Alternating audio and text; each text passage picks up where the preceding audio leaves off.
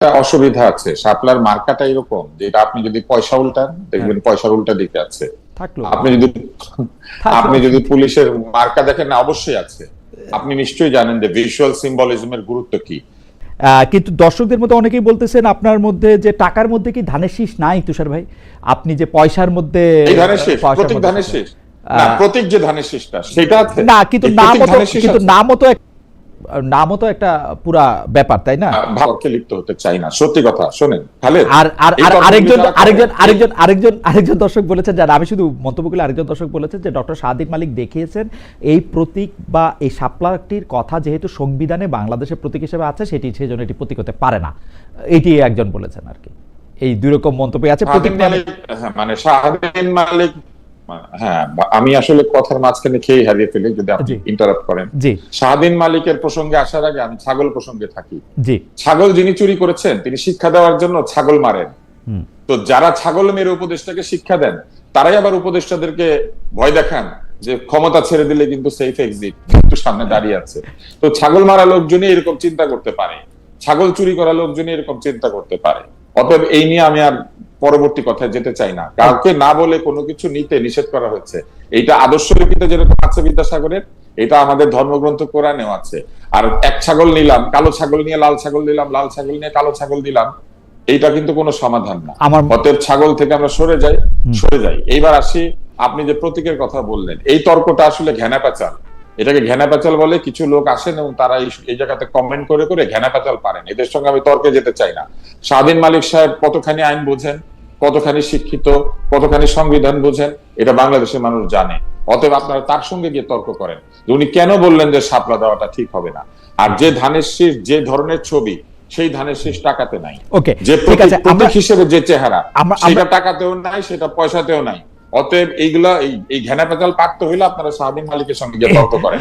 আমারটা আমি বলেছি না। ডক্টর আব্দুল তুষার, আমি আমার জায়গা থেকে আসলে মানে শাপলা এনসিপি কে দিয়ে দেওয়ার ক্ষেত্রে প্রস্তাবটা এমন ছিল যে শাপলাও দিয়ে দেওয়া হোক, দেখা যাক শাপলা, তারপরে হচ্ছে যে আর যা যা যা যা কিছু পায়, তারপরে তা নিয়েও হয়তো তারা নির্বাচনে আসলে, জি আসুক তারা নির্বাচন। ও খালেদ, জি খালেদ, মানে যদি হ্যাঁ মানে যদি এটা দিয়ে দেওয়ার ব্যাপারটা থাকে, তাহলে আমাকে আপনি বলেন যে রাজনৈতিক দল কি নিজে নিজে প্রতীক চুজ করে, নাকি রাজনৈতিক দল প্রতীকের জন্য আবেদন করে এবং সেই আবেদন করার পরে সে সেটা পাবে কি পাবে না, যে প্রতীকটা সে পাবে কি পাবে না, এইটা ডিসিশন দেওয়ার চূড়ান্ত ক্ষমতা কার? নির্বাচন কমিশন। ওনারা আবেদন করেছেন, নির্বাচন কমিশন দেন নাই। এই জন্য কি আপনি নির্বাচন কমিশনকে হুমকি ধামকি দিতে পারেন? আপনি বলতে পারেন যেভাবে কথাগুলি বলা হচ্ছে, তাহলে আপনারা নির্বাচন কমিশনের কাছে নাই যান, নিজেরাই নিজেদের প্রতীক দিয়ে ব্যালট ছাপিয়ে নেন। নীলক্ষেতে ব্যালট ছাপিয়েছে না। আর তুষার ভাই, আসছি আবার আপনার কাছে, জনাব মুজিবুর রহমান মঞ্জুর কাছে একটু আসি।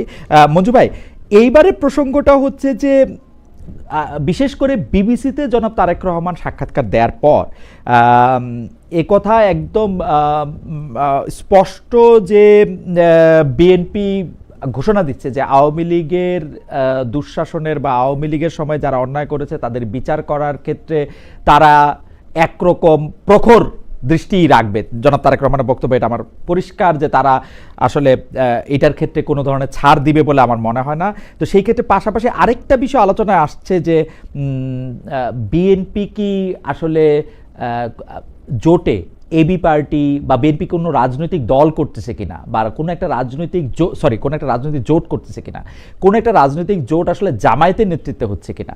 এই ক্ষেত্রে এবি পার্টির, আমাদের দর্শকদের মধ্যে অনেকেই এইটা বলতেছেন যে এবি পার্টির একলা আসলে কতগুলি ভোট আছে, কিন্তু আমরা কিন্তু এটা জানি যে এবি পার্টি আসলে কিং মেকার হিসাবে একটা বড় ভূমিকা আছে।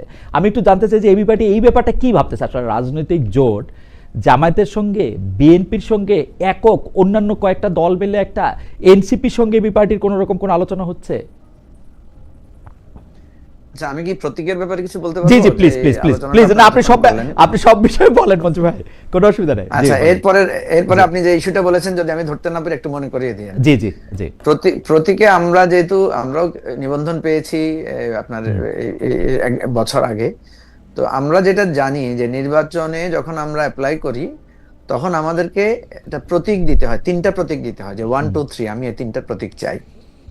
এখন নির্বাচন কমিশন বলে যে আমাদের একটা, ওনাদের প্রায় 64টা একটা তালিকাভুক্ত প্রতীক আছে, তো ওনারা ওখানে বলেন যে আপনাকে এই 64টা থেকে একটা চুজ করতে হবে। আবার 64টার মধ্যে দেখা যাচ্ছে 50টা বা 52টা দলকে তো আগেই প্রতীক বরাদ্দ হয়ে গেছে, অলরেডি টেকেন। হ্যাঁ, সুতরাং আমার জন্য অপশন থাকছে, আমি যখন একটা নতুন দল, আমার জন্য অপশন থাকছে মাত্র 10টা বা 12টা। সেক্ষেত্রে কোন দল আউট অফ দি লিস্টও সে প্রতীক চাইতে পারে।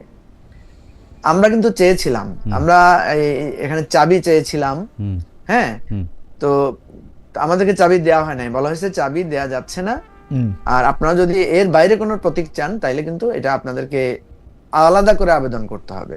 তা আমরা যেটা দেখলাম যে এনসিপি যে তারা শাপলা চেয়েছে, শাপলা কিন্তু আমাদের এই 64টার মধ্যে নাই, হ্যাঁ, তো সুতরাং NCP out of the provision চাইতে পারে। এখন এটা হচ্ছে আমাদের পলিসির ব্যাপার, আমরা শাপলা আমাদের জাতীয় প্রতীক বা যেটা এতক্ষণ তুষার ভাই এত যুক্তি দিলেন, এটা আসলে এত লম্বা আলোচনার দরকার নাই। একটা হচ্ছে আমি আমার এই ধরনের আমার সিম্বল কিন্তু অনেক, যেমন আমাদের সিম্বল হচ্ছে ঈগল। ঈগল কিন্তু আমাদের এই যে বাংলাদেশ নৌবাহিনীরও সিম্বল আছে ঈগল, হ্যাঁ, আমরা বহু জায়গায় দেখি ঈগলের ছবি আছে। তারপরে আপনি বহু জায়গায় আমরা দেখি নানা পরিবহন ঈগল পরিবহন, হাবি জাবি, অনেক নামে ঈগল আছে। ঈগল আপনারা চেয়ে নিছেন না ওই 64টার মধ্যে ছিল? 64টার মধ্যে ছিল। আমাদেরকে তখন বলা হয়েছে যে না, আপনাদের চাবি দেয়া যাচ্ছে না, আপনারা যেটা আছে এখন এগুলোর মধ্যে থেকে একটা নেন। সেখানে আমরা বাধ্য হয়ে আমরা ঈগল নিয়েছিলাম, ঠিক আছে। তো এখন যেটা দাঁড়াচ্ছে সেটা হচ্ছে তারা যে শাপলা চাচ্ছে, এটা তারা কিন্তু এই চাওয়াটা অবৈধ না, যে আমি এই লিস্টেড তালিকার বাইরে আমি চাইতে পারবো। এখন রাষ্ট্রের নীতি কি, রাষ্ট্র কি তার রাষ্ট্রীয় সিম্বলের জায়গাটা থেকে দিতে পারে কিনা, এইটার ব্যাপারে কোনো আইনি নিষেধাজ্ঞা আছে কিনা এটা আমাদেরকে দেখতে হবে।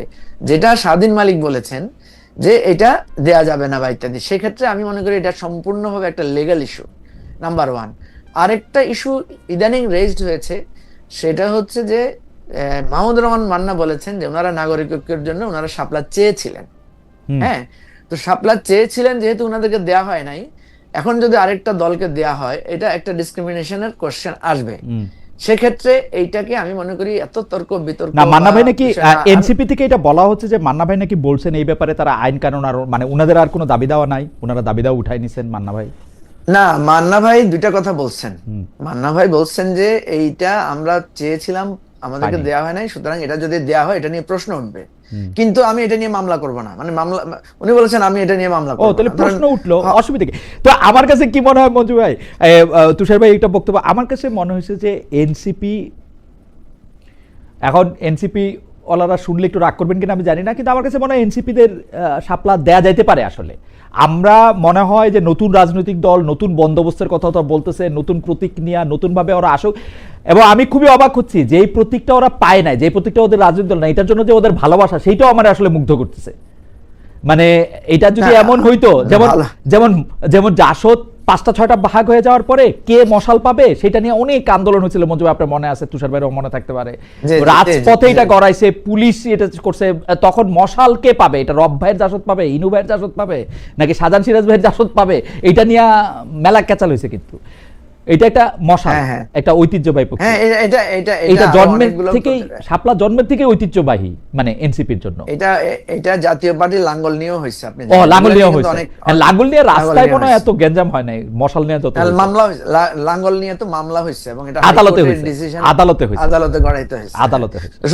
সুতরাং সিম্বল একটা ইম্পর্টেন্ট ইস্যু। একটা পার্টি যখন একটা সিম্বলকে ধারণ করে, তবে আমি বলি আমার অবজারভেশন হচ্ছে এই যে মানে শাপলা না হইলে আমরা যাব না, এই কথাটার কারণে কিন্তু এনসিপির যে খুব পাবলিক গ্রহণযোগ্যতা বাড়ছে বিষয়টা তা না, পাবলিক কিন্তু এটাকে ভালোভাবে নিচ্ছে না। আমার কিন্তু মনে হয় মঞ্জু ভাই শাপলাও উনাদেরকে দেয়া হবে, আমার মনে হয় নির্বাচন কমিশন শেষমেশ উনাদেরকে শাপলা দিবে, আমার মনে হয় না, এবং উনাদের সকল আন্দোলন এসে শাপলা এসে থামবে আর কি, আমার কাছে মনে হয়।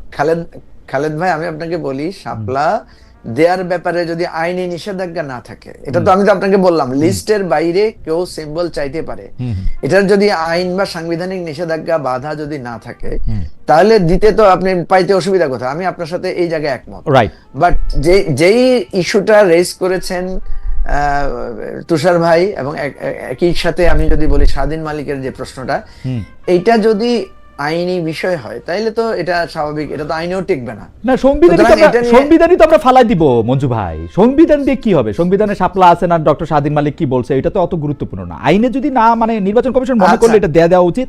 আমি মনে করি সংবিধান এগুলি মানুষের জন্যই সংবিধান, তো আর কি। ঠিক আছে, তাহলে আপনি জোটের কথা বলেন মঞ্জু ভাই, আপনারা জোট করবেন কিনা? বিকজ যেহেতু আপনারা কিং মেকার, এখন জামাতের সঙ্গে যাবেন না বিএনপির সঙ্গে যাবেন নাকি আলাদা জোট করবেন, কিভাবে এইটা রাজনৈতিক? কারণ প্রতিবার আপনার সঙ্গে কথা বলার পর অন্তত আমি একটা বুঝতে পারি যে বাংলাদেশের রাজনীতি কোন দিকে যাচ্ছে, অন্তত বুঝতে পারি বলে মনে করি আর কি।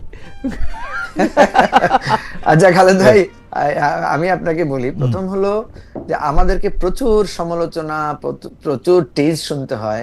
ইভেন আপনি আমার ফেসবুক আইডিতেও গেলে দেখবেন বহুজনে বলে যে তোমাদের কয়টা ভোট আছে। হ্যাঁ, আমরা যারা নতুন রাজনৈতিক দল করি ভাই, আমার তো হঠাৎ করে ভোট থাকবে না।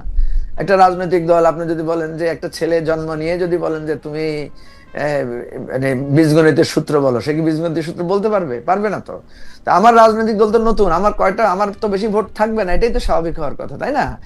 আমরা তো একটা হাইব্রিড মানে কিংস পার্টি না যে আমার জন্মই হবে সোনার চামচ মুখে নিয়ে। সুতরাং যারা বলেন তোমার কয়টা ভোট আছে, আমি তাদেরকে স্যালিউট করি যে আপনি একটা ভ্যালিড কোশ্চেন তোলেন। আপনার এই ভ্যালিড কোশ্চেনের জন্য ধন্যবাদ। আমরা তো এটাই আমাদের ক্রেডিট যে আমাদের শূন্য ছিল, একসময় তো আমাদের দলের অস্তিত্বই ছিল না। সুতরাং আমার আজকে অল্প কয়টা ভোট থাকবে, কালকে আর একটু বেশি বাড়বে, এক সময় আমার ভোট বাড়বে, এটাই তো নিয়ম। আমি ভোট বেশি নিয়েই জন্ম নিব, এটা তো নিশ্চয়ই কোনো একটা অর্গানিক মানে জন্ম গ্রহণ প্রক্রিয়াও না। তো একটা কথা হচ্ছে, আমরা আমাদের দল জন্ম নিয়েছে, দলটা আস্তে আস্তে আমরা তৈরি করে সামনের দিকে আগাচ্ছি, এবং আমরা এই ইলেকশনে আপনাকে আমি বলছি যে আগামী 14 তারিখ আমরা কিন্তু আমাদের 100 নমিনির প্রাথমিক মানে একটা ঠিক করেছি, আমরা চূড়ান্ত করেছি, এটা আমরা ডিক্লেয়ার করব। দেন মানে বাই প্রসেস বা সময়ে সময়ে আমরা আরো সর্বোচ্চ সংখ্যক আসনে প্রার্থী দেওয়া যায় কিনা সেটাকে আমরা বিবেচনায় নিচ্ছি। এখন কত ভোট পাবো আমরা ইন্ডিভিজুয়াল ইলেকশন করে, সেটা তো স্বাভাবিক, এটা ইলেকশনের রেজাল্টের পরে সবাই জানতে পারবেন। যারা এখন প্রশ্ন করেন আপনাদের কত ভোট, তারা নিশ্চয়ই অতক্ষণ পর্যন্ত ধৈর্য ধরবেন। দ্বিতীয় যেটা আপনি জোট করবেন কিনা মঞ্জু ভাই, জোট করবেন কিনা? দ্বিতীয় হচ্ছে একটা জোট করার ব্যাপারে আমাদের আগ্রহ আছে। আচ্ছা, এখানে আপনি ঠিকই বলেছেন, এখানে আমরা দেখছি 4টা জোটের একটা ফরমেশন হচ্ছে। একটা হচ্ছে বিএনপির নেতৃত্বে একটা জোট, একটা দেখছি আমরা জামাতের নেতৃত্বে একটা জোট, একটা দেখছি জাতীয় পার্টিকে কেন্দ্র করে একটা জোটের গুঞ্জন, বা সিপিবি লেফট ওরিয়েন্টেড দলগুলোকে একটা জোট। আর আমরা 9টা দল আমাদের এই একটা ইস্যুতে বসেছিলাম, সেটা হচ্ছে যে আপনার জুলাই সনদ বাস্তবায়নের প্রক্রিয়ায় আমরা অন্যান্য দলগুলোর সাথে মিলে একটা অনানুষ্ঠানিক এক ধরনের সমঝোতায় আসতে পারি কিনা। তো সেইখানে আমাদের ওই বৈঠকের পরে অনেকে বলেছেন এটা কি কোনো নির্বাচনের জোটে রূপ নিতে পারে কিনা। তো সেক্ষেত্রে আমরা বলেছি আমরা এই ধরনের একটা চিন্তা করতেও পারি। মানে আমাদের যেহেতু একটু আমাদের চিন্তাগত মিল আছে, আমরা একটু সেন্ট্রিস্ট পলিটিক্যাল পার্টি হিসেবে আমাদের একটা চরিত্র দাঁড়িয়েছে, এবং আমরা যেহেতু দেখছি যে এই নতুন অভ্যুদয়, আপনি দেখবেন সেই নাগরিক ঐক্য থেকে শুরু করে রাষ্ট্র সংস্কার আন্দোলন থেকে শুরু করে গণ অধিকার পরিষদ, এবি পার্টি, এনসিপি, আমাদের কিন্তু একটা কমন জায়গা আছে। আমরা বলছি যে রাষ্ট্রটাকে নতুন করে একটা নতুন রাজনৈতিক বন্দোবস্তে যেতে হবে। এটা সত্য যে আমাদের এই গণ অভ্যুত্থানের পরে যে স্বপ্ন কিছুটা হলেও ক্ষতিগ্রস্ত হয়েছে, কিছুটা প্রশ্নবিদ্ধ হয়েছে ছাত্র নেতৃত্ব, কিন্তু অল্টারনেটিভ যেটা যে বিএনপি জোট বা জামাতের জোট, এদের কাছ থেকে যে একটা নতুন পলিটিক্যাল অর্ডার মানুষ পাবে, সেটাও কিন্তু মানুষ আস্থা রাখতে পারছে না। কিন্তু বিএনপি জামাতের যেই মানে এক ধরনের বিরোধ, এটাতে কিন্তু আমি দেখি যে মানুষের মধ্যে একটা মানে অনীহা আছে, এবং এটার কারণে বিএনপি জামাতের অনীহার কারণে, এই বিভেদের কারণে কিন্তু কোনো না কোনো ভাবে আমরা দেখছি জামাতে বেনিফিটটা পাচ্ছে, জামাতের দিকে একটু ভোটের মানুষের সমর্থনের জায়গাটা, পাল্লাটা একটু একদিকে টার্ন করছে।